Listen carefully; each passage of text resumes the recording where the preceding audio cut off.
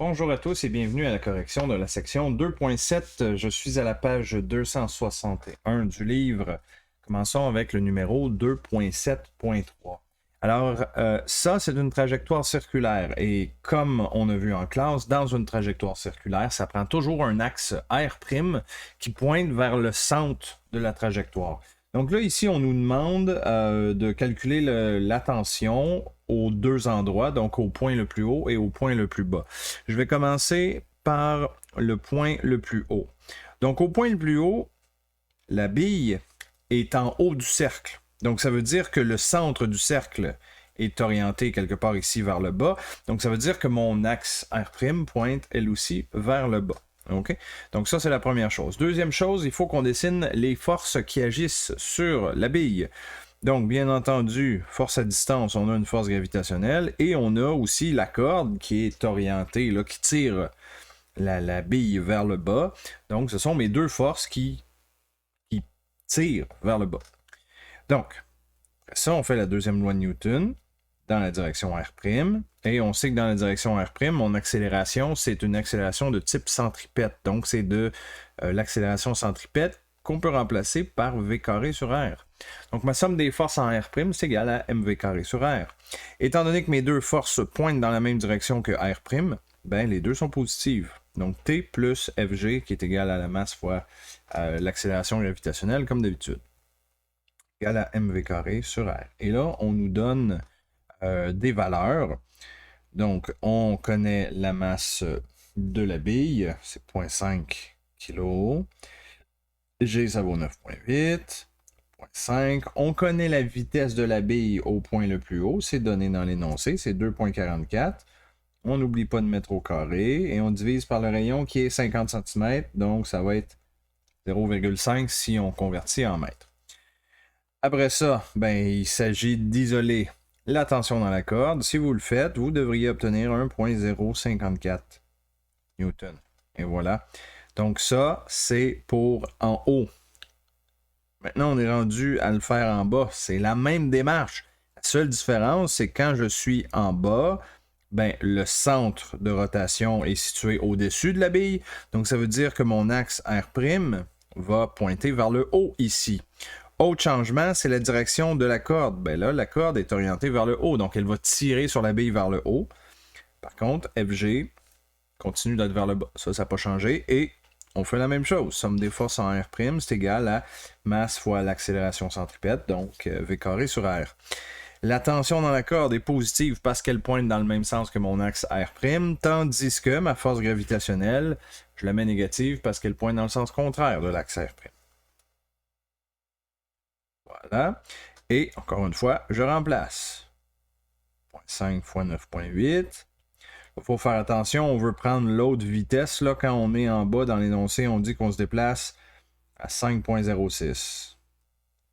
Divise par le rayon de 0,5. Voilà. Et donc, on isole la tension dans la corde. Et si vous le faites correctement, vous devriez trouver la réponse 30,5 Newton. Et voilà. Numéro 4. Bon, dans le numéro 4, c'est encore une fois une trajectoire circulaire. Seulement, on est la situation est un peu différente. Le cercle n'est pas vertical, le cercle est plutôt horizontal ici. En A, on cherche le module de la tension dans la corde. OK. Pour faire ça, on va commencer par se faire un schéma des forces. OK? Donc, on imagine que ça, c'est la bille et que la corde est inclinée dans cette direction-là, à peu près, là. Donc, la corde, bon, je peux transformer ça en force de tension. Hein? Donc, je suis en train de faire mon schéma des forces, finalement. La corde tire dans cette direction-là, et on a la force gravitationnelle. Je ne fais pas ça très droit, là. Voilà.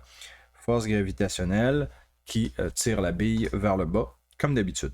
Étant donné que dans l'énoncé, on nous dit que l'angle θ que vous voyez sur le schéma, c'est 30 degrés, ben, c'est comme s'il est ici, là, le 30 degrés. Mais ce 30 degrés-là, par angle alterne-interne, on le retrouve ici. Okay? Et moi, je préfère utiliser ce deuxième angle de 30 degrés-là, juste parce que je trouve que c'est plus facile de décomposer la tension quand l'angle est pris à la base du vecteur. OK? Et ensuite, ben là, il faut s'imaginer que la bille est en train de tourner sur un plan horizontal. Donc, le centre de la trajectoire est quelque part ici. Pourquoi je vous en parle? Ben, c'est parce que, comme je vous ai dit tantôt, aussitôt qu'on est dans une trajectoire circulaire, ça nous prend un axe R' qui pointe vers le centre de la trajectoire. Donc là, la bille est à gauche du centre. Donc, ça veut dire que, du point de vue de la bille, le centre de la trajectoire se trouve à droite. Donc, c'est pour ça que je prends un axe R' qui pointe vers la droite. Puis, j'ai un axe Y vertical, comme d'habitude. OK? Ensuite, ben, pour trouver la tension dans la corde, il ne me reste qu'à faire la somme des forces en Y. Je sais que verticalement, je ne devrais pas avoir d'accélération, parce que somme des forces, c'est égal à masse fois accélération, mais en Y, c'est sûr, je n'ai pas d'accélération. Hein? Mon accélération, elle est dans la direction R', qui est de l'accélération centripète. Donc, le côté droit de ma somme des forces en Y, c'est égal à 0. Et là, il faut que je décompose, parce que la tension dans la corde a deux composantes. Comme vous pouvez voir, on a une composante verticale, en rouge, qui est TY, puis on a aussi une composante en X, TX. Le FG, je n'ai pas besoin de le décomposer parce qu'il est déjà vertical. Donc, pas de décomposition. Qu'est-ce que j'ai en Y? Bon, j'ai TY qui est positif parce qu'il pointe dans le même sens que mon axe Y. Puis j'ai la force gravitationnelle qui, elle, va être négative parce qu'elle pointe en sens contraire. Égal à 0. TY, je suis capable de le décomposer. Hein? Ma flèche en noir, c'est comme l'hypoténuse de mon triangle, donc c'est T majuscule. Fait que moi, je veux TY, c'est le côté adjacent, l'angle de 30 degrés, donc je vais faire hypoténuse T fois cos de 30 égale à mg. Bon, ben là, mon seul inconnu là-dedans, c'est T, parce que je connais la masse de la balle, c'est 0,5 kg. G, ça vaut 9,8, comme d'habitude. Donc, à partir de là, je peux facilement isoler T. Si vous le faites correctement, vous devriez obtenir 5,658 newtons. Voilà pour le A. Maintenant, pour le B, on demande la période du mouvement circulaire. OK, la période, pour obtenir ça, ça nous prend la vitesse. Parce que, bon, l'équation dit que la période, c'est le temps que ça prend pour faire un tour. Donc, le temps que ça prend pour faire un tour, c'est une fois la circonférence, parce que ça, c'est comme la distance parcourue pour un tour, divisé par la vitesse. Hein? Donc, une distance divise par la vitesse, ça me donne le temps que ça prend pour parcourir cette distance-là. Donc, ça, c'est l'équation que je veux utiliser. Sauf que le problème, c'est que je ne connais pas la vitesse. Donc, je ne peux pas utiliser cette équation-là tout de suite. Je vais devoir prendre un détour. Et le détour, ça va être de faire la deuxième loi de Newton dans l'autre dimension, qui est la dimension R'. Hein? En A, on l'a fait dans la dimension Y, mais je peux le faire aussi dans la dimension R'. Et c'est ça qui va me permettre de trouver la vitesse, parce que voyez-vous, du côté droit de mon équation, la vitesse est là. La vitesse est inclue dans mon accélération centripète. Bon, du côté des forces R', j'ai une seule composante. Oups, excusez, je l'ai appelé TX, là, c'est une erreur. Hein, c'est pas TX, ça, là. C'est TR', en fait. Bon, c'est un petit détail, mais c'est ça. C'est la composante en R' de la tension T.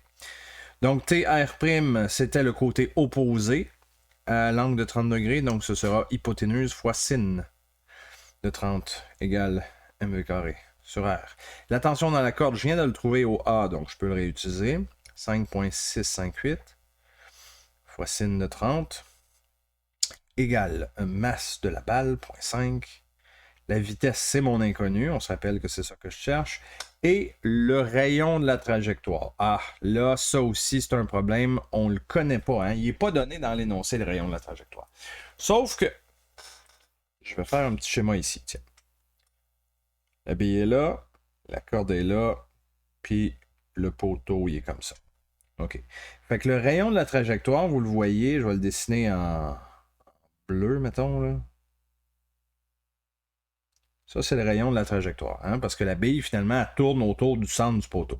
Ça, c'est le rayon de la trajectoire. Pour trouver ce rayon-là, je dois utiliser différentes choses. Tout d'abord, je connais la longueur de la corde, qui est 1,5 m, et je connais l'angle par rapport à la verticale. Là, si je regarde le schéma, ça, c'est 30 degrés.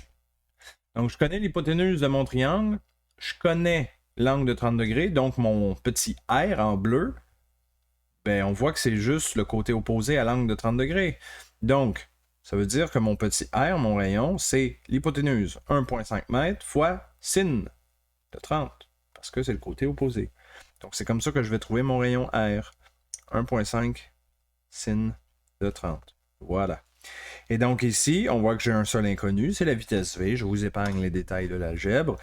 Vous isolez la vitesse, ça donne 2,060 mètres par seconde. Ensuite, je peux prendre ça et là, je vais venir le réinsérer dans mon équation de la période et là, ça devrait fonctionner. Période égale à 2 pi fois R, que je rappelle, R, c'est encore le 1,5 sin de 30, divisé par la vitesse de 2,060. Donc, on pitonne ça et ça donne la réponse 2,29 secondes. Et voilà. OK. Numéro 5.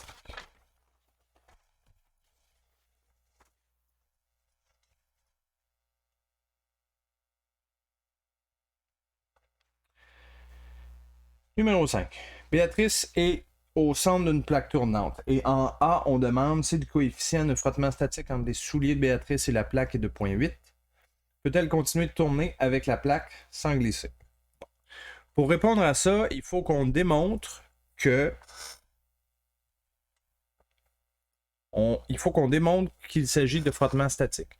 Parce que si on est capable de démontrer qu'il s'agit de frottement statique, ça veut dire qu'elle reste collée à la plaque, donc elle ne glisse pas. Okay? Et ça, on a fait de quoi de semblable là, aux sections précédentes, là, section 2.5 et 2.6. Il faut qu'on fasse l'hypothèse que c'est du frottement statique et ensuite qu'on vérifie que le frottement statique est bel et bien compris entre 0 et le Fs max. Si on est capable de vérifier ça, ça veut dire qu'elle va rester collée à la plaque tournante et elle ne glissera pas. Si on n'est pas capable de démontrer ça, ben ça veut dire qu'elle va glisser. Okay? Donc, pour démontrer ça, commencer par faire un petit schéma. Là. Si je fais un schéma vu de haut, on imagine, ça c'est la plaque tournante, le centre de la plaque tournante est ici, Béatrice est là. La seule force vue de haut qui est importante dans mon schéma ici, c'est le frottement. Okay? Là, je fais l'hypothèse que ce frottement-là, c'est du frottement statique parce que c'est ça mon hypothèse. Hein? Je suis dans l'hypothèse qu'elle va rester collée et je dois vérifier l'hypothèse en vérifiant que le frottement statique est compris entre 0 et Fs max. Bon. Pourquoi je l'ai dessiné vers le centre? Ben, parce que la seule force qui retient Béatrice et qui lui permet de rester collé sur le manège, ben c'est le frottement. On imagine que s'il n'y avait pas de frottement, qu'est-ce qui se passerait pendant que le disque tourne? Ben, Béatrice, elle continuerait en ligne droite comme ça, puis elle serait éjectée du manège. Okay? Donc, ça prend quelque chose pour l'empêcher de glisser vers le rebord de la soucoupe, et ça, c'est le frottement qui la tient, qui la garde collée au sol et qui la tire vers le centre du disque. Ça, c'est vu de haut. Je vais faire une vue de côté juste pour que vous compreniez bien là, ce qui se passe. OK? Donc, vue de côté, là, ce que je dessine là, c'est comme l'épaisseur du disque. OK? L'axe de rotation passe ici en plein centre. Puis, on va mettre Béatrice ici. Donc là, vue de côté, on est capable de voir la force gravitationnelle. On est capable de voir la force normale parce qu'elle est dessus le disque tournant. Puis, comme je viens de le mentionner, on a le frottement statique là, qui, lui, l'attire ou le tient collé vers le centre du disque. L'intérêt de la vue de côté, ben, c'est que je peux dessiner mon système d'axes. Évidemment, on va se prendre un axe Y qui pointe vers le haut, mais je dois aussi me prendre un axe R' qui pointe vers le centre de la trajectoire. Donc, dans ce cas-ci, la façon que j'ai dessiné, mon axe R' pointe vers la gauche. OK. Et là, ben, on fait la somme des forces dans les deux dimensions. On va commencer par le plus facile, somme des forces en Y. Masse fois accélération en Y. Je veux pas d'accélération en Y, hein, parce que si je regarde mon schéma, ben, Béatrice n'est pas en train de sauter sur le disque. Là. Verticalement parlant, elle reste au sol. Pas d'accélération en Y. Quelles sont mes forces en Y? Ben, j'ai une force normale, positive parce qu'elle pointe vers le haut dans le même sens que mon axe. Et j'ai la force gravitationnelle qui, elle, est négative parce qu'elle pointe dans le sens contraire. Pas besoin de les décomposer parce qu'elles sont toutes les deux verticales. Égale à 0. Donc, on est dans la situation où la normale égale à mg. On ne donne pas la masse de Béatrice, donc je ne peux pas la remplacer. Ça va rester comme ça. Mais c'est pas grave, vous allez voir, on va être en mesure quand même de démontrer ce qu'on veut démontrer. Ensuite, on va aller faire la même chose, mais dans la dimension R'. Dans la dimension R', il y a une accélération. Hein? C'est une accélération centripète parce que trajectoire circulaire. Donc, la somme des forces, c'est mv carré sur R. La seule force que j'ai dans la direction R', c'est le frottement statique. En classe, là, pour ceux qui sont mes étudiants, là, le Fs comme ça, je l'appelle aussi souvent le Fs requis. Bon. Ça, c'est mon frottement statique requis. Pour pas que ça glisse, c'est égal à mv carré sur R. Bon. Je connais pas la masse, mais j'ai ce qu'il faut pour calculer la vitesse. Et je vais le faire ici, à côté. La vitesse, c'est 2 πr. C'est une fois la circonférence divisé par le temps que ça prend pour faire un tour. J'ai tout ce qu'il me faut ici. OK? Ah oui, OK, il y a une petite modification ici, là, par contre. C'est pas tout à fait ça. Parce que dans l'énoncé, on nous dit 15 tours par minute. Fait que dans le fond, il y a un facteur 15 multiplicatif en avant. Là. 15 tours par minute, c'est comme 15 fois la circonférence de 2 πr. Par minute, ça veut dire divisé par 60 secondes. Voyez-vous, c'est juste ça la modification. Il faut multiplier par 15 parce qu'on nous donne 15 tours. Là. Donc ça, c'est 15 fois 2 pi fois le rayon du disque. Ah, ok, ça c'est intéressant ici. Le R, il faut faire attention. C'est pas nécessairement le rayon du disque. C'est le rayon de la trajectoire de Béatrice. Mais étant donné que Béatrice est située à 3 mètres du centre de la plaque tournante, ben c'est le 3 mètres qu'il faut que j'utilise. Et non pas le 5 mètres de rayon de la plaque tournante. OK? Donc ça, c'était la petite nuance qu'il fallait faire attention. Divisé par 60. Donc ça me permet de calculer la vitesse. Ça donne 4,712. Bon, avec ça, je peux revenir ici, calculer mon frottement statique. C'est la masse fois 4,712 au carré, divisé par le rayon de la trajectoire. Encore une fois, il ne faut pas se mélanger. On prend le 3 mètres. Voilà. Donc, je trouve que mon frottement statique est égal à 7,401 fois la masse. La masse, ça reste un inconnu. Hein? C'est pas une unité, ça, là. C'est pas des mètres. C'est la masse. Okay? Donc, je peux pas aller plus loin pour le moment. Là. Je mets ça de côté, mon Fs. Je vous rappelle que je veux vérifier ceci. Je veux vérifier que Fs est compris entre 0 et Fs max. Je viens de trouver mon Fs. Avec la masse, bien entendu, mais ça, c'est pas grave. Maintenant, je vais aller voir le Fs max. Est-ce que j'ai ce qu'il faut pour trouver Fs max? Ben oui. Parce que dans la feuille d'équation, vous pouvez trouver Fs max qui est égal à mu s fois la normale. Mais si on regarde juste en haut, on a dit que la normale, c'est égal à mg. Donc, je peux remplacer ma normale ici par mg. Je trouve donc Fs max qui est égal à mu s qui est donné dans l'énoncé, 0,8, fois mg. G, ça vaut 9,8, bien entendu. Donc, je calcule mon Fs max. Dans le fond, je fais 0,8 fois 9,8, tout simplement. Là. Ça donne 7,84 fois la masse. OK, là, je reviens à ma vérification. OK, je reviens faire ça. Donc, mon Fs, j'avais trouvé 7,401 fois la masse. Et mon Fs max, je viens tout juste de trouver 7,84 fois la masse. Est-ce que cette inéquation-là est vérifiée? Ben oui. Ben oui, parce que bien que je ne connaisse pas la masse, inventer un chiffre, supposer que la masse, c'est, je sais pas, 10 kg. Ben 7,4 fois 10 kg, ça va toujours rester plus petit que 7,84 fois le 10 kg. Et ça, c'est vrai pour n'importe quelle masse. Là. Inventer une masse, puis 7,4 fois cette masse-là va toujours être plus petit que 7,84 fois cette masse-là. Donc oui, ma vérification tient. Donc cela implique automatiquement que Béatrice ne glisse pas. Donc, j'ai démontré au A qu'elle est capable de tourner avec la plaque sans glisser. Voilà. C'est ce que j'avais à faire pour le A. Maintenant, le B. Le B, on dit à quelle distance maximale peut-elle se trouver du centre de la plaque sans glisser? OK. Fait que là, on suppose qu'elle n'est plus à la distance de 3 mètres, comme on nous disait dans le début de l'énoncé. On suppose qu'elle est à une distance inconnue du centre de l'axe de rotation. Ce que ça change ma somme des forces en R'. Ça ne changera pas ma somme des forces en Y, parce que si vous retournez voir, là, somme des forces en Y, ben, on va obtenir que la normale est quand même égale à mg.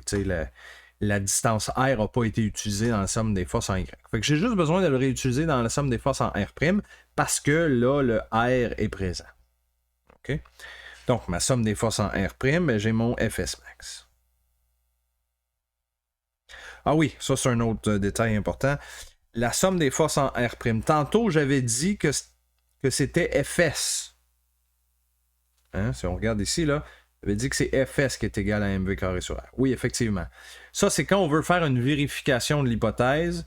Le Fs, c'est lui que je mets dans la somme des forces parce que c'est le frottement statique requis qui fait que ça ne glisse pas. Mais au B, pourquoi je dis que c'est directement Fs max? Ben, c'est de la façon que la question a été posée. On dit à quelle distance maximale peut-elle se trouver du centre sans glisser.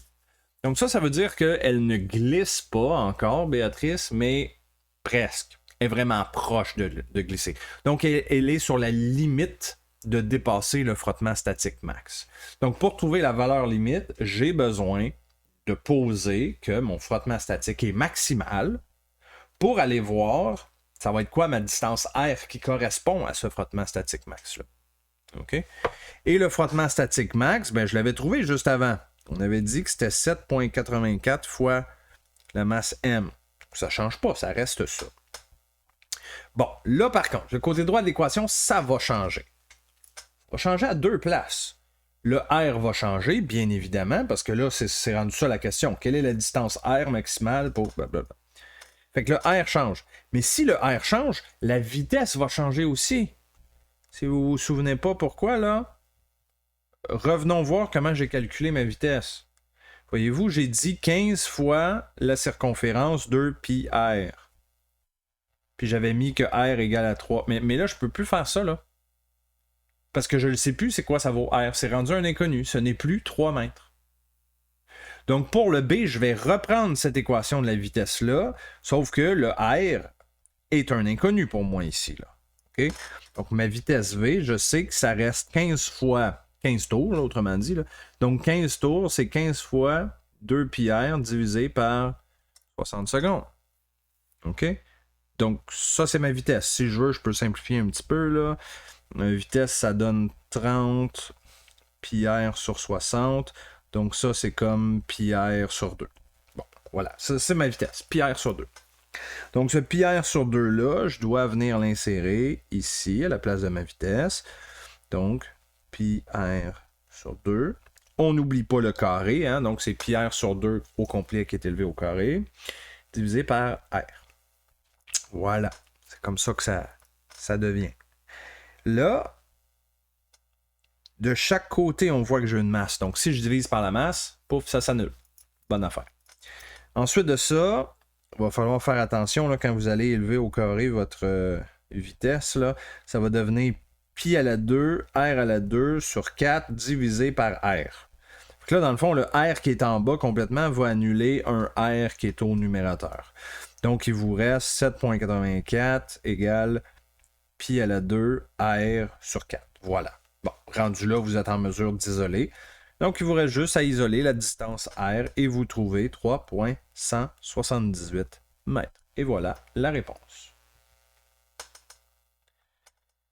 Le 6 maintenant. Oups.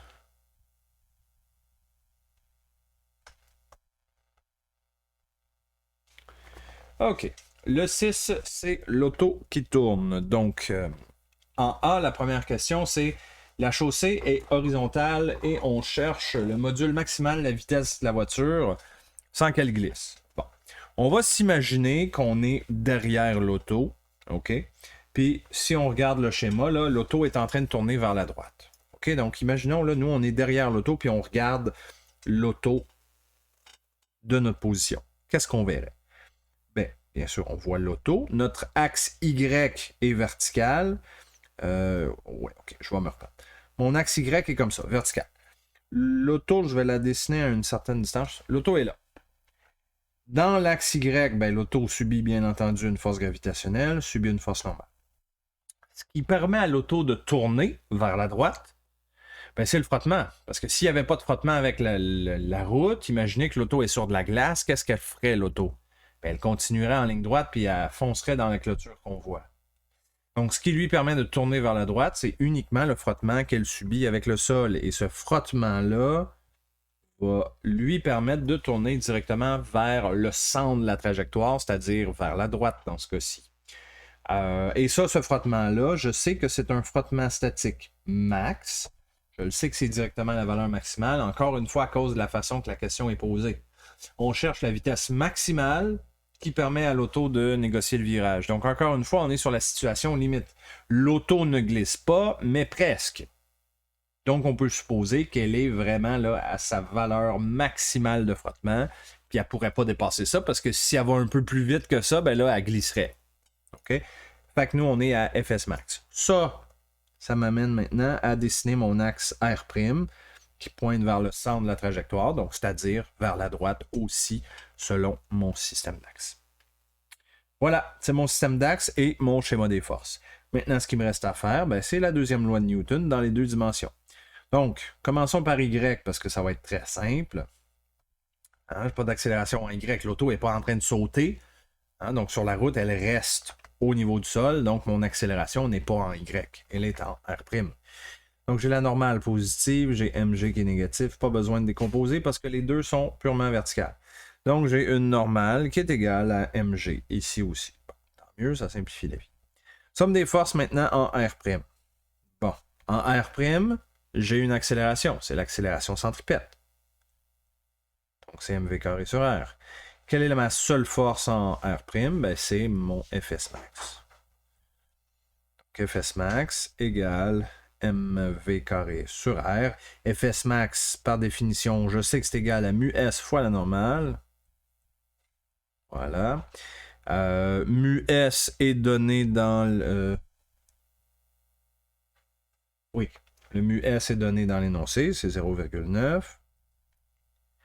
La normale, je viens de la trouver, c'est mg. Fois masse, fois la vitesse, on dit... en fait, c'est ce que je cherche, là. Ma vitesse est inconnue. C'est le rayon que je connais. On a un virage de 100 mètres de rayon. Voilà.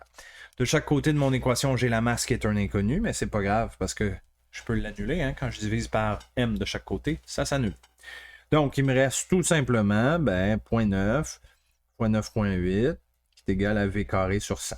Voilà. Donc là, de cette équation-là, je suis convaincu. Vous êtes capable d'isoler la vitesse.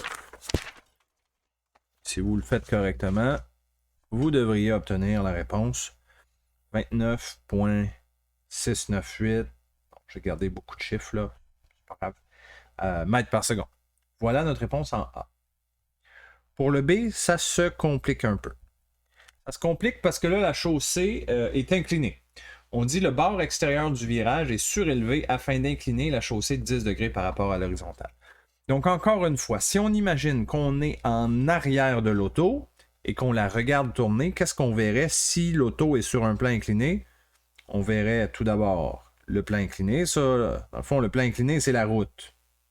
OK? Et la route, on dit inclinée de 10 degrés par rapport à l'horizontale.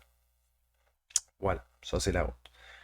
Quelles sont les forces à ce moment-ci qui agissent sur l'auto? L'auto est là. Bien évidemment, la force gravitationnelle l'attire vers le centre de la Terre, ça ne change pas. Là, par contre, ma normale va être inclinée parce qu'elle est sur un plan incliné.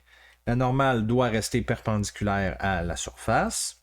Donc, comme ceci, on est incliné un peu. Puis, le frottement statique max. S'il n'y a pas de frottement, l'auto, encore une fois, continuerait en ligne droite. c'est pas ça qu'on veut. Nous, on veut que le frottement permette à l'auto de rester collé au sol. Donc, frottement statique veut tirer comme ça vers le bas du plan incliné. C'est encore du FS Max pour la même raison que tantôt. C'est juste que là, on est incliné comme ça. Dans le fond, pourquoi on a dessiné le FS Max parallèle à la surface du plan incliné? Ben, c'est juste, par définition, c'est comme ça qu'un frottement fonctionne. Un frottement, là, c'est toujours parallèle à la surface sur laquelle elle se trouve. Donc, j'aurais pas pu dessiner un frottement parfaitement horizontal, comme ça, mettons. Ça n'existe pas, ça marche pas. OK? Le frottement doit être parallèle à la surface. Donc, voilà mes trois forces. Maintenant, ça me prend mon système d'axe. Le système d'axe ici, il n'est pas évident. OK? Parce qu'on aurait tendance à incliner le système d'axe, et étant donné qu'on est sur un plan incliné, par habitude, c'est ça qu'on fait. Sauf qu'ici, on ne peut pas faire ça. On ne peut pas incliner le système d'axe parce que l'axe R' doit toujours pointer vers le centre de la trajectoire. Et dans la situation présente, le centre de la trajectoire, il est où? Est-ce qu'il est ici, vers le bas du plan incliné, ou bien est-ce qu'il est ici, à la même hauteur que l'auto? Mais la bonne réponse, c'est mon deuxième trait. OK, mon centre de la trajectoire est à la même hauteur que l'auto. Puis là, il faut s'imaginer, c'est une vue en 3 dimensions, c'est un peu difficile, là, mais mon auto est en train de tourner vers la droite. Là. Donc l'auto, là, hein, elle tourne comme ça. Là. Fait que si elle tourne comme ça, son centre de trajectoire est vraiment à la même hauteur que l'auto. L'auto n'est pas en train de tourner comme ça. Donc c'est pour ça que mon centre de trajectoire, je ne peux pas le mettre ici en bas. Ça ne ferait pas de sens. OK? Bon.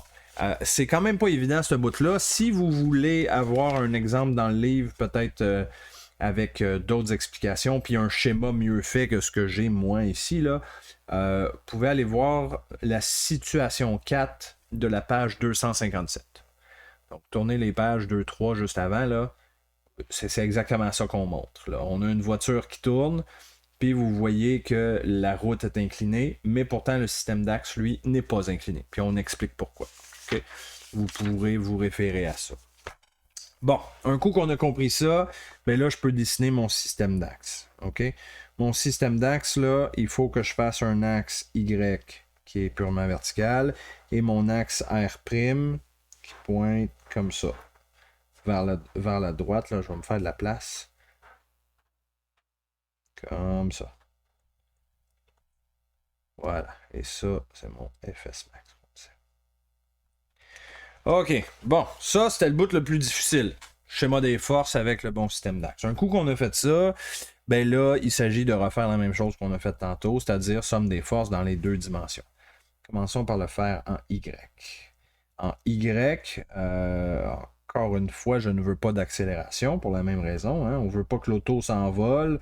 Donc, on veut qu'elle reste sur le sol, donc pas d'accélération en Y. Je vais en avoir une, mais en R' seulement, l'accélération. OK, en Y. Bon, là, la difficulté, c'est que j'ai des forces à décomposer, moi, là. Parce que ma normale est un peu inclinée. Donc, cette normale-là a une composante en Y qui est verticale. On va appeler ça NY. Mais j'ai aussi mon FS max qui est incliné. Donc, mon FS max, comme ça ici, a une composante en Y qui est négative. Je vais juste l'appeler FY là, pour le bien de la cause. Et donc ça veut dire qu'on a aussi des composantes en R'. Ma normale, ici en bleu, ça c'est NR'. Et mon frottement, dans la direction R', ça c'est FR'. Voilà. Donc, quand j'ai compris ça, ben là, c'est plus facile de venir calculer nos forces. OK? Bon, tout d'abord, la normale. Si je regarde l'angle ici, c'est 10 degrés. Comment je fais pour savoir c'est 10 degrés? Ben, c'est parce que c'est le même angle que par rapport au plan incliné. T'sais, imaginez que j'ai pas de plan incliné et qu'on dépose un auto sur une route horizontale. La normale est verticale. Donc, si j'incline de 10 degrés la route, ben là, soudainement, ma normale est inclinée aussi de 10 degrés par rapport à la verticale.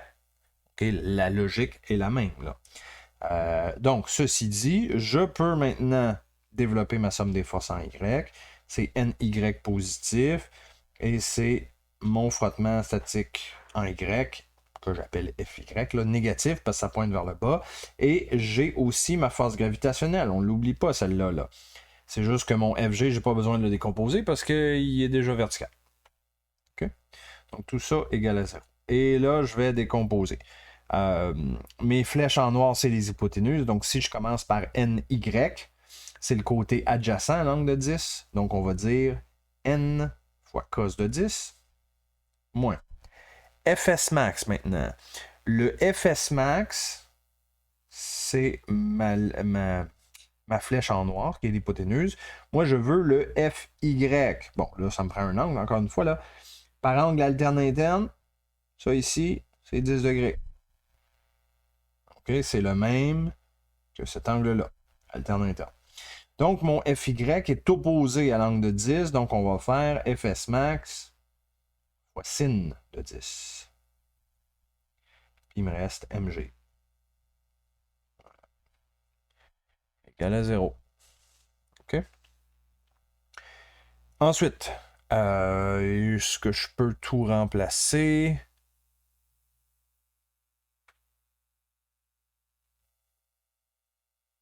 Ah ben oui, il y a des choses que je peux remplacer. Je n'obtiendrai pas un chiffre à la fin parce que je ne connais toujours pas la masse, mais oui, je peux remplacer. Donc, n cos de 10 moins Fs max, on sait par la définition, là, c'est juste l'équation qui veut ça. Là. Fs max, je vous rappelle que c'est mu s fois la normale. Okay, donc là, je vais remplacer Fs max par mu s fois normale. Mais je connais mu s, c'est 0,9. Donc 0,9 fois la normale, sin de 10. Moins Mg. Donc, c'est M fois 9,8 finalement. Égal à 0. Voilà. Donc, j'ai deux inconnus là-dedans. Hein? Donc, je ne serai pas capable de solutionner tout de suite. J'ai la normale et la masse. Par contre, ce que vous pouvez faire, là, je vous épargne les détails, mais vous pouvez mettre en évidence la normale dans les deux premiers termes ici. OK? Puis, vous isolez cette normale-là en fonction de la masse. Si vous le faites correctement, vous devriez obtenir ceci. Normale égale à 11,83 fois la masse. OK? C'est pas des mètres, c'est la masse. OK. Ma normale est faite. Ça, c'est ma somme des forces en Y. Maintenant, il faut que je vienne faire somme des forces en R'. Et là, j'ai une accélération en R' parce qu'il s'agit d'une trajectoire circulaire. Donc, c'est nécessairement une accélération centripète. Et là, un peu comme j'ai fait en Y, il faut que je décompose avec mes composantes en bleu, ce coup-ci, que je vous ai dessiné dans le schéma. Donc, j'ai NR', qui est positif, parce qu'il pointe dans le même sens que mon axe R', et j'ai aussi frottement, que j'appelle FR', qui est positif, toutes les deux. OK.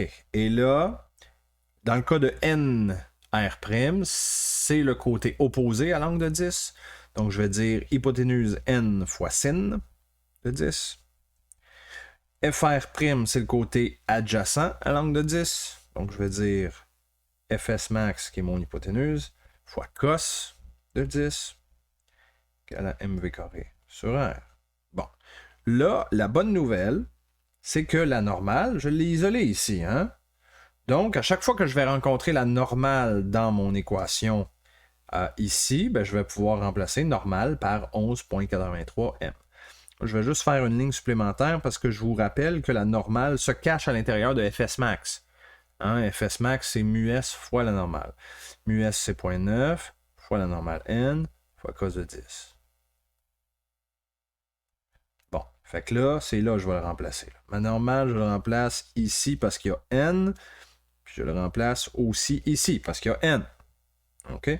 Donc, 11,83 m fois sin de 10 plus 0,9 fois 11,83 m fois cos de 10 égale mv carré sur R. OK. Le R, je peux le remplacer. Alors, dans l'énoncé, c'est 100. Bon. La vitesse, c'est mon inconnu. C'est ça que je cherche. La masse, je ne la connais pas non plus, mais là, regardez mon équation. Facteur m est présent dans chaque morceau, dans chaque terme. Donc, je peux diviser par m de chaque côté. Ça fait que mes masses vont s'annuler. Donc, il me reste juste des chiffres, puis la vitesse v au carré. Donc, il vous reste simplement à isoler la vitesse V de ça ici. Je ne le ferai pas, là, vous êtes en mesure de faire ça. Vous obtenez 35,4 mètres par seconde. Et voilà la réponse à notre question 6B. Numéro 7. OK. On veut la masse du Soleil, sachant que la Terre tourne autour du Soleil en un an sur une orbite de 1,49 fois 10 à la 11. OK. Si je fais un schéma, Soleil, Terre. On suppose que c'est une trajectoire circulaire pour le bien de ce problème-là. OK? La réalité est différente, là. L'orbite n'est pas circulaire, c'est plutôt une ellipse, mais on va ignorer ce détail-là. On va supposer que c'est sphérique. Que c'est circulaire, pardon. Donc, quand la Terre tourne autour du Soleil, la seule force qui agit sur la Terre, c'est la force gravitationnelle que le Soleil fait sur elle. Okay? Le Soleil a une grande masse, donc elle attire la Terre. C'est tout. C'est la seule force. Donc ça veut dire que on est dans une trajectoire circulaire. Donc, il y aura une accélération centripète. La seule force, c'est ma force gravitationnelle. Là, je l'ai dessiné grosse un petit peu, là. Faire de la place, là. Ma force gravitationnelle, comme ça. Donc, ça me prend un axe R'. Et l'axe R' pointe vers le centre de la trajectoire. Le centre de la trajectoire, c'est quoi? Ben, c'est le Soleil. R'. Fait que ma force gravitationnelle ici est confondue avec mon axe R'. Pointe vers le centre du Soleil. Okay? Donc, quand je viens faire ma somme des forces en R', qui est égale à mv carré sur R, j'ai une seule force, c'est la force gravitationnelle. Mais là, attention, je ne peux pas utiliser mg. Non, faites pas ça, là. Ça marche seulement si on est à la surface de la Terre. Là, on n'est pas à la surface de la Terre. On regarde la Terre par rapport au Soleil. Donc, ça me prend mon équation de loi de la gravitation universelle de Newton. Donc, ça, c'est grand G fois la masse du premier objet, donc masse de la Terre, mettons, fois la masse du deuxième objet, Soleil, divisé par la distance qui sépare les deux objets, au carré, R carré, égale. Le côté droit de mon équation, c'est mv carré sur R. Mais c'est quelle masse qu'il faut que je prenne? Ben, c'est la masse de l'objet qui subit la force. C'est toujours ça quand on fait une deuxième loi de Newton, hein? On utilise la masse de l'objet qui subit la force. C'est qui subit la force ici? Ben, c'est la Terre. Donc, je dois prendre masse de la Terre fois v carré sur R. Bon. Là, il y a des affaires qui vont s'annuler. Tout d'abord, la masse de la Terre, vous voyez, qui est présente de chaque côté de l'équation. Je peux l'annuler. J'ai des R au dénominateur. Ça va s'annuler partiellement. Du côté gauche, il y en a un qui va s'annuler avec celui du côté droit. Donc, ça annule le carré. Fait qu'il me reste G fois masse du Soleil divisé par R égale à V carré. C'est tout. OK? Et je connais G, c'est une constante. Je connais R, c'est donné dans l'énoncé. Je ne connais pas la masse du Soleil, mais je ne connais pas non plus la vitesse. Pourtant, ça va me prendre la vitesse avant de pouvoir trouver la masse du Soleil. OK? Je vais juste retranscrire mon équation avec ce qui me reste, là. Masse Soleil sur R égale à V carré. C'est tout. C'est ce qui me reste. OK? Bon. Avant de poursuivre, là, par contre, il faut que je prenne un détour pour venir calculer la vitesse. Parce que bien qu'on ne me donne pas la vitesse, j'ai tout ce qu'il faut pour la calculer. Hein? Je sais que la Terre fait un tour du Soleil sur son orbite. Ça lui prend 1 an. Donc, la vitesse d'une trajectoire circulaire, c'est une fois la circonférence, c'est une fois le tour qu'elle parcourt, divisé par le temps que ça prend pour faire un tour. Je connais ce temps-là, hein? C'est la durée d'une année.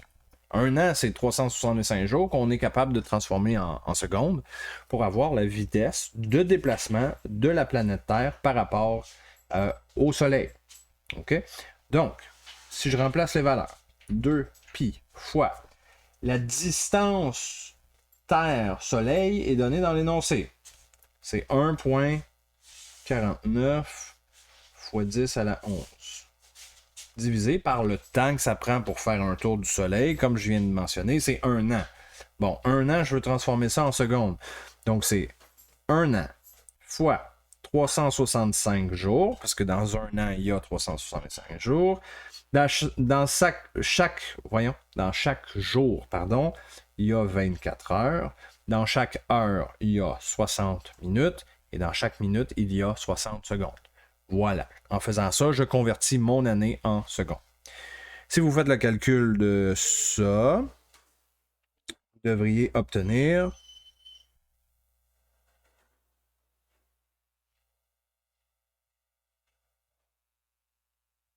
Excusez, je ne regardais pas la bonne ligne, fait que là, j'étais perdu dans mon corrigé. Vous devriez obtenir 29 687 mètres par seconde. Bon, prenez cette vitesse-là, et là, on peut revenir à notre équation ici de somme des forces. Je remplace ma vitesse. 29 687 au carré. Grand G, c'est la constante de gravitation de Newton. C'est 6,67 fois 10 à la moins 11. Masse du Soleil, c'est mon inconnu. C'est ça qu'on me demande dans l'énoncé.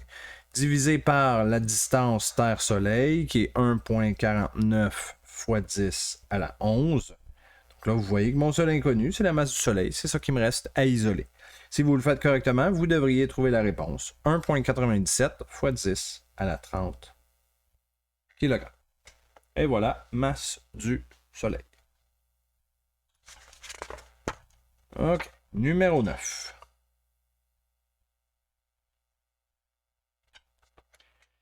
Numéro 9, c'est semblable. Plutôt que d'avoir la Terre et le Soleil, ben là, c'est un satellite de communication qui tourne autour de la Terre. Mais c'est très semblable, là, dans le sens que là, le centre de la trajectoire, c'est la Terre. Puis vous avez un satellite qui, on le suppose, fait une trajectoire circulaire autour de la Terre. Donc, même chose, j'ai un axe R' qui pointe vers le centre de la trajectoire, donc vers la Terre. La seule force qui agit sur mon satellite, c'est la force gravitationnelle, qui est confondue avec l'axe R'. Donc, même départ, somme des forces en R', c'est égal à mv carré sur R. Ici, c'est qui l'objet qui subit la force? C'est le satellite. Donc, je vais écrire ms pour masse du satellite. C'est sa masse à lui qu'on va plugger dans cette équation-là. La seule force, c'est la force gravitationnelle. Donc, grand G, masse de la Terre, fois masse du satellite, divisé par la distance entre les deux au carré. Égale masse du satellite, V carré, sur R. Comme le numéro précédent, il y a une masse qui s'annule au numérateur et il y a un rayon qui s'annule au dénominateur. Maintenant, qu'est-ce qu'on connaît dans ce numéro-là? On connaît le temps que ça prend pour faire un tour, 24 heures. On connaît la masse de la Terre. OK. On connaît grand G, bien entendu. C'est une constante. Et on cherche le rayon de l'orbite. OK. Mais là, le rayon de l'orbite, il faut comprendre que... Attendez, je vais juste retranscrire ça. Là. G fois masse de la Terre divisé par R égale à V carré. Bon. Le rayon de l'orbite, c'est le R. Mais je ne connais pas non plus la vitesse. Et la vitesse dépend du rayon de l'orbite. Donc là, ce que je vais faire, encore une fois, je prends un détour. La vitesse du satellite autour de la Terre, c'est quoi? C'est un tour, 2πr, donc c'est la circonférence, divisé par le temps que ça prend. Je ne connais pas R. Donc je vais le laisser comme inconnu. Donc, ça c'est 2πr divisé par 24 heures, parce qu'on nous dit dans l'énoncé, ça prend 24 heures faire un tour. Donc, 24 heures que je veux transformer en secondes. Donc, c'est 24 fois 60 minutes parce qu'il y a 60 minutes dans une heure, fois 60 secondes parce qu'il y a 60 secondes dans une minute. Donc, on fait ce calcul-là et donc, ce qui me reste, c'est un chiffre, 7,272 fois 10 à la moins 5 fois le rayon R, qui est un inconnu. Voilà. Ben là, ça, c'est ma vitesse, en fait. Cette vitesse-là, je peux venir la plugger dans mon équation ici. Et là, mon seul inconnu qui va me rester, c'est R. Alors, on remplace 6,67, 10 moins 11. Masse de la Terre est donnée dans l'énoncé. 10 à la 24. R, c'est mon inconnu. Vitesse au carré, ben là, c'est mon 7,272 fois 10 à la moins 5 R. Tout ça est élevé au carré, ne l'oubliez pas. Et là, vous voyez que mon seul inconnu, c'est R. On isole, petit r, Ça donne 4,23 fois 10 à la 7. Et voilà la réponse. Désolé pour le chien qui chigne un peu. Ma blonde est en train de s'en occuper. Voilà, numéro 9 est fait. Il nous reste donc le numéro 7. Numéro 11, pardon. 2.7.11.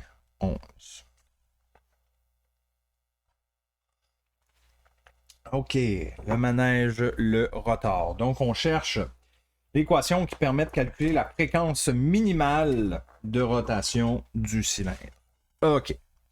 Donc, tout d'abord, on va commencer par le schéma des forces. On imagine que l'axe Y que je dessine ici, c'est comme le mur du cylindre. Là. Si vous avez le schéma sous les yeux, vous voyez ce que je veux dire. Là. Le mur du cylindre, c'est mon axe Y. Donc, Béatrice est appuyée ici, contre le mur. Mon axe R', parce que là, on s'entend que tout ça va tourner. Là. Béatrice, on veut qu'elle reste à la même hauteur. On ne veut pas qu'elle tombe. Donc, en supposant qu'elle reste à cette hauteur-là et qu'elle tourne, ben, l'axe de rotation, ou plutôt le centre de rotation, pardon, est à la même hauteur que Béatrice. Et il est à notre droite quand on regarde le schéma. Donc ça veut dire que mon axe R', je dois le dessiner dans cette direction-là. Voilà. Okay. Et maintenant, je peux dessiner les forces qui agissent sur Béatrice. Bien entendu, elle subit une force gravitationnelle qui l'attire vers le bas. Ça ne change pas. Elle subit une normale, mais pas avec le plancher parce qu'il n'y a pas de plancher. La normale ici, c'est avec le mur. Le mur est derrière elle, donc celui-ci va pousser Béatrice vers la droite. Hein? N'oubliez pas qu'une force normale, c'est toujours perpendiculaire à la surface sur laquelle l'objet est déposé ou appuyé. Voilà. Donc j'ai ça. Mais là, en ce moment, ça me prend quelque chose qui empêche Béatrice de tomber vers le sol. Et ce quelque chose-là, ça va être du frottement.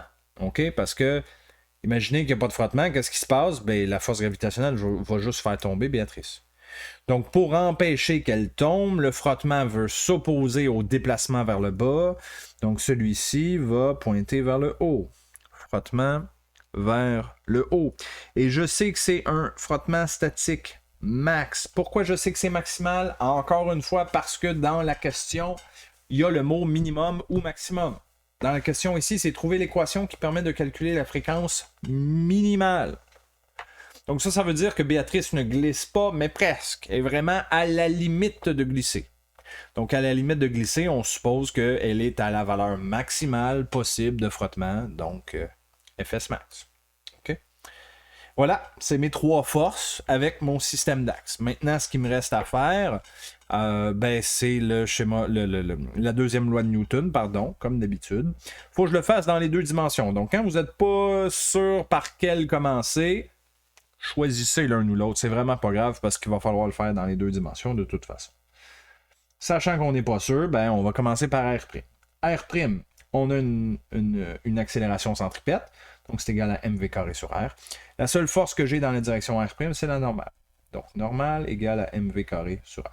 Vous remarquerez que dans ce numéro-là, nous ne connaissons absolument aucun chiffre. Ça ne sert à rien d'essayer de remplacer quelque chose. C'est un problème qui se fait en algèbre. Donc voilà, ma normale, c'est mv carré sur R. On ne peut pas aller plus loin, là. Hein? On ne peut pas isoler quoi que ce soit là-dedans. Fait que, poursuivons, je vais le faire juste en bas. Somme des forces en Y. Masse fois accélération en Y. Mais j'ai pas d'accélération en Y parce qu'on est dans la situation où est-ce que Béatrice colle au mur. Donc si elle colle au mur, on veut pas qu'elle glisse, on veut pas qu'elle accélère vers le haut ou vers le bas. Donc verticalement, pas d'accélération. Mes deux seules forces en Y, c'est Fs max qui est positive parce qu'elle pointe dans le même sens que l'axe Y. Et force gravitationnelle négative parce qu'elle pointe vers le bas. Égale à 0. Fs max, ça je le sais que c'est mu S fois la normale. Moins mg, je peux l'envoyer du côté droit de l'équation. Donc ça, c'est égal à mg. La normale, on vient de trouver que c'est égal à mv carré sur R. Très bien. On va venir remplacer ça ici. Donc j'obtiens mu S fois mv carré sur R égale mg. Ah, ben là, bonne affaire. Il y a une masse de chaque côté de mon équation. Fait que je peux annuler ça. Ça va me simplifier la suite. Là. OK? Parfait. Ensuite, qu'est-ce que je fais avec ça? Bon, c'est là que ça va se compliquer. Parce que la question, c'est trouver la fréquence minimale. Donc là, je vais mettre mon résultat que j'ai en ce moment de côté. Je vais aller voir qu'est-ce qu'on cherche. Okay? On cherche la fréquence. Bon, c'est quoi la fréquence? Je vais le faire ici. La fréquence, c'est le nombre de tours par seconde. Une autre façon de calculer la fréquence, c'est que c'est l'inverse mathématique de la période. La période, je le sais que c'est 2πr sur la vitesse. On l'a fait plusieurs fois. Période, c'est le temps que ça prend pour faire un tour. Donc, c'est la circonférence divisée par la vitesse. Ça, c'est la période. Donc, étant donné que c'est une division qui est au dénominateur, bien, ma vitesse V qui est au dénominateur du dénominateur, je peux le ramener en haut. C'est peut-être loin, là, ce genre de mathématiques-là, là, mais je suis sûr que vous avez vu ça. Là. Donc, vitesse, je peux le ramener en haut. Donc, c'est comme vitesse sur 2πr. OK. Vitesse sur 2πr. Donc, je veux pouvoir calculer cette affaire-là. Je veux pouvoir plugger la vitesse ou le rayon là-dedans pour calculer ma fréquence. Et ça tombe bien parce que si je regarde mon équation que j'ai mis de côté, là, celle-là ici, là, j'ai ce qu'il faut pour isoler la vitesse. Donc, c'est ce que je vais faire. De cette équation-là, je vais aller isoler la vitesse pour ensuite l'insérer dans mon équation de la fréquence. OK? Donc là, je repars un peu plus propre. Là. Mu-s fois v carré sur r égale à g. C'est ça que j'ai. J'isole la vitesse. Donc, je vais envoyer le rayon du côté droit. Donc, j'ai gr. Je vais envoyer le mu-s du côté droit. Donc, il faut que je divise par mu-s. Et mon v était au carré. Donc, pour isoler v tout seul, il faut que je prenne une racine carrée du côté droit. Voilà. Donc, ma vitesse v, c'est racine de gr sur mu-s. Parfait. Ben, c'est ça que je vais venir remplacer ici, à la place de ma vitesse. Donc, j'ai fréquence qui est égale à gr sur mu-s. Racine carrée, c'est comme exposant une demi. Je vais mettre exposant une demi juste parce que ça va être peut-être plus simple à visualiser. Divisé par 2πr. OK. Là, il y a des choses... Ben, il y a une chose qui va s'annuler ici. C'est le R. Parce que si vous regardez, il y a le R dans ma parenthèse à la 1/2, puis il y a le R au dénominateur. Tout le reste, ça ne va pas se simplifier. Donc, ça ne bougera pas. Le G à la 1/2 ne changera pas. Le mu-s à la 1/2 ne changera pas. Le 2π ne changera pas. Il reste juste le R. OK? Fait qu'à cause de ça, je vais sortir tout ce qui ne va pas être influencé, juste pour se simplifier la vie. Puis, je vais traiter le R à la fin selon ce qui me reste. OK? Donc, on a dit 1 sur 2π, ça ne bouge pas. Ça ne va pas changer. Fait que je le mets. Fois le G, qui est à la 1/2, ne changera pas non plus. Je vais mettre les exposants, là. J'en remettrai les racines carrées après. OK. Le mu-s, lui aussi, il est au dénominateur. Donc, je vais le mettre comme ça. C'est comme un mu-s en bas à la 1/2. Voilà. Ça, je sais que ça ne change pas. Ça va rester tel quel. Donc, il me reste le R à la 1/2 en haut. Puis, il me reste le R à la 1 en bas. Donc, qu'est-ce qu'on fait avec ça? Quand on a une division de valeurs avec des exposants, qu'est-ce qu'on fait avec les exposants? Ben, il faut prendre celui d'en haut, puis on soustrait celui d'en bas. Fait que tout ça, là, si je regarde juste les R, je retranscris qu'est-ce que ça va donner. C'est comme fois R à la moins 1/2. Ah oui, parce que j'ai pris mon 1/2 qui est mon exposant en haut. J'ai soustrait à ça l'exposant d'en bas. L'exposant d'en bas, dans le fond, c'est sous-entendu que c'était 1. Donc 1/2 moins 1, ça donne moins 1/2. OK, je retranscris encore une fois. 1 sur 2π. Mon terme du centre, là, G à la 1/2 sur mu-s à la 1/2, ben là, je peux le remettre sous forme de racine carrée. C'est comme G sur mu-s dans une racine carrée. Et mon R à la moins 1/2, c'est comme 1 sur R à la 1/2. Donc, qu'est-ce qu'il me reste? Je retranscris encore 1 sur 2pi fois racine de G sur mu S fois R. Voyez-vous, le R est à la 1/2 en bas, donc je peux le rentrer dans la racine carrée. OK? Et ça, c'est ma réponse.